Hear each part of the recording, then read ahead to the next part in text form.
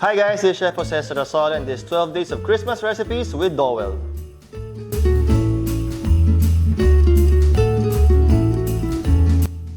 For today, gagawa tayo ng dessert, of course using my Dowell Double Air Fryer. Gagawa tayo ng Ube Macapuno Cheesecake Bites. Ingredients for today: cream cheese, crushed graham, sugar, vanilla, macapuno, ube, butter, and 1 egg. So our first step is combining my melted butter with my crushed graham.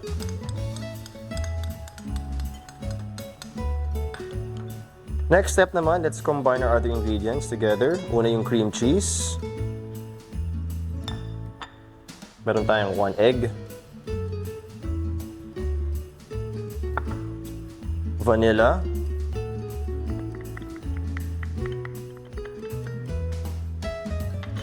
Of course, yung ube natin. And our sugar. Then combine all your ingredients.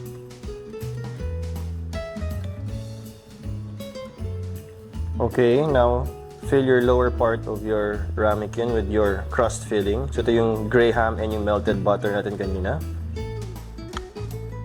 Yan. Just spread it evenly. Tsaka i-press down lang. Just turn and turn your container para maging flat siya. Yan. Filling.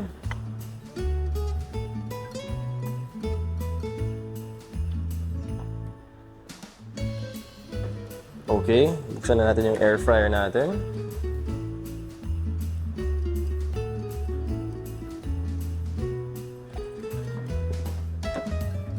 Okay. Set. Function. Let's go to baking. Tapos 170. And then yung time natin 14 minutes. Okay, let's check. Ayan, perfectly cooked na siya. So next step, tatanggalin ko na siya and lagay sa fridge for a few minutes. At ayan, after a few minutes sa fridge, medyo naka-chill na siya. Next step, kuha ng konting makapuno. Pang toppings natin.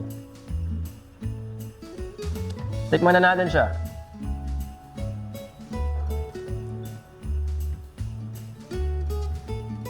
Wow! Woo!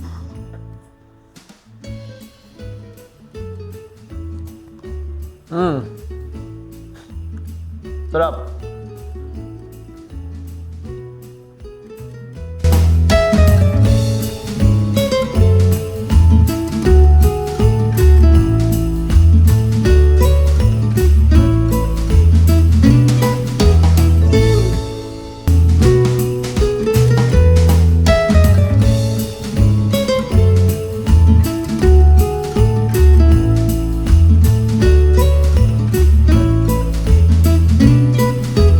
So that was my Ube Macapuno Cheesecake Bites, of course using my Dowell Double Air Fryer oven.